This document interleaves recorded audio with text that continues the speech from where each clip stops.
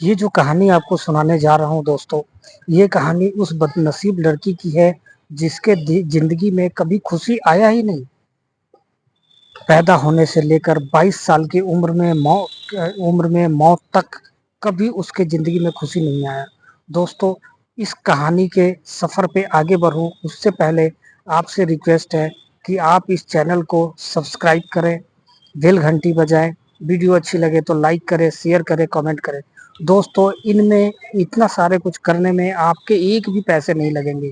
उल्टा मेरा जो मुझे इतना प्रोत्साहन मिलेगा इससे, जिससे मैं और भी स्टोरी, सच्ची कहानी आप तक लाने की पूरी कोशिश करूँगा।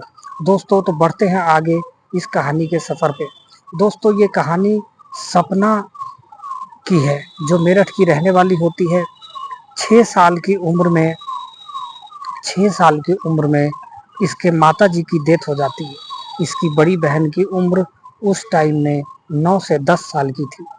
माताजी की देहांत के बाद इसके पिताजी इस दोनों बहनों को अच्छी संस्कार, अच्छे पालन-पोषण देने की पूरी कोशिश करते हैं और देते भी हैं। लेकिन बदनसीबी, जब सपना 8 या 9 साल की होती है, तो इसके पिताजी भी चल बसते हैं। बहन की उम्र करीब 12-13 साल की हो जाती है। अब माँ-बाप नहीं, अनाथ बच्चे, अब आप सोच सकते हैं उनका क्या हाल होगा। फिर 2-3 साल के बाद जो बड़ी बहन ममता होती है, वो ये सोचती है, वो समझदार होती है। इत्तेफ़ाक से उसका नसीब भी अच्छा होता है। वो सोचती है क्यों ना मैं शादी कर लूँ, जिससे मेरी बहन का भी, मेरा भी सहारा और मेरे बहन का भी देखने वाला कोई हो जाएगा। फिर ऐसे नाते रिश्तेदार किसी के नहीं होते, लेकिन शादी करने के लिए वो किसको कहे, तो अपने एक रिश्तेदार को कहती है। रिश्तेदार लड़का ढूंढते हैं और इत्तेफाक से ममता जो है खुशनसीब होती है, भाग्यशाली होती है। उसे एक ऐसा लड़का मिल जाता है, ऐसा एक परिवार मिल जाता है जो ममता से शादी करने के लिए भी तैयार हो जाता है और उसकी छोटी बहन सपना के देखभाल के लिए भी उसके परिवार तैयार हो जाते हैं। शादी ठीक-ठाक गरीबी मौज में जैसे होता है, शादी हो जाती है। शादी होने के बाद ममता के घर पे ही सपना रहने लग जाती है। फिर इसका भी लालन-पालन वहाँ पे होने लग जाता है। धीरे-धीरे सपना 22 साल की हो जाती है और अब घरवाले सोचते हैं जो सपना की शादी भी कर दिया जाए। फिर लड़का ढूँढते हैं। लड़का ढूँढते-ढूँढते ये तलाश खत्म हो जाती है रवि शंकर नाम के एक लड़के से। रवि शंकर जो होता है मेरठ का ही रहने वाला होता है, किराने की दुकान चला रहा होता है परचून की। और रविशंकर को सपना भी अच्छी लगती है, सपना को भी रविशंकर अच्छा लगता है। दोनों परिवार खुश होते हैं, दोनों परिवार भी एक-दूसरे को पसंद करते हैं और 23 जनवरी 2025 को सपना की शादी हो जाती है, जिस हिसाब से होनी चाहिए। शादी होने के बाद दोनों बहुत खुश रहते हैं, दोनों मियाँ-बीवी अपने जीवन में आगे बढ़ते जाते हैं और खुशी-खुशी अपना जीवन यापन करते हैं। लेकिन मात्र 1 महीने के बाद जैसे सबके ज़िंदगी में खुशी आता है, उसी तरीके से सपना और रविशंकर के ज़िंदगी में भी खुशी आया और डॉक्टर ने बताया कि रविशंकर की बीवी सपना प्रेग्नेंट है।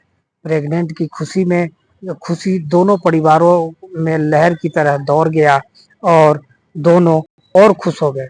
लेकिन ऐसा क्या हुआ, बस कुछ दिनों के बाद ही 15 से 20 दिनों के बाद ही रविशंकर और सपना में लड़ाई होने लगी।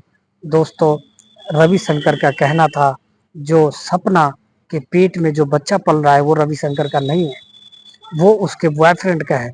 ऐसा कहीं प्रूफ नहीं हुआ था। रविशंकर कोई पता नहीं लगा पाया, लेकिन वो इसी इसी दुविधा में पड़ा रहा और अपने आप को कोसता रहा, बहुत क्रोधित रहने लगा क्योंकि आस-पास के लोग भी, समाज के लोग भी उसे ताने मारते थे और अगर वो इस समाज के बातों में नहीं आया होता तो आज उसकी बीवी और वो और उसका बच्चा जो उसके पेट में पल रहा था, वो सारे अभी ज़िंदा होते।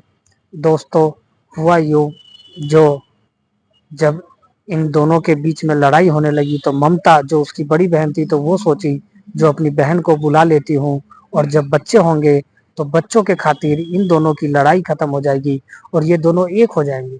ममता अपनी बहन को बुला लेती है, वो अपने यहाँ ही रखती है।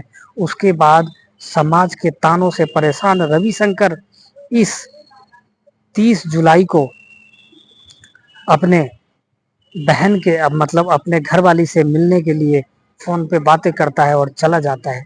जाने के बाद अपनी बीवी को सपना को कहता है, मैंने तुम्हारे लिए एक वो चैन गले का चैन लाया हूँ और तुम अपनी आंख बंद करो, ये सरप्राइज है, मैं तुम्हारे गले में पहनाना चाहता हूँ।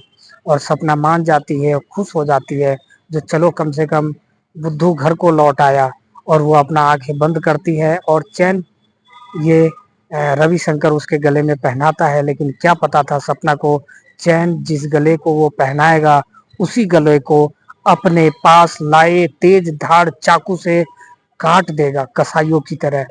और यही होता है, रविशंकर अपने जेब से चाकू निकालता है और सपना को गला सपना का गला रेत देता है और सपना वहीं तड़पती हुई उसके बॉडी से खून निकलता रहता है और रविशंकर वहीं खड़े होके खुश होता रहता है।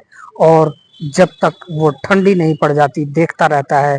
उसके बाद पुलिस को कॉल करता है, पुलिस आती है, पंचनामा होता है, घर के लोगों से पूछी जाती है, फिर वो कबूल करता है जो मैंने ही मारा है।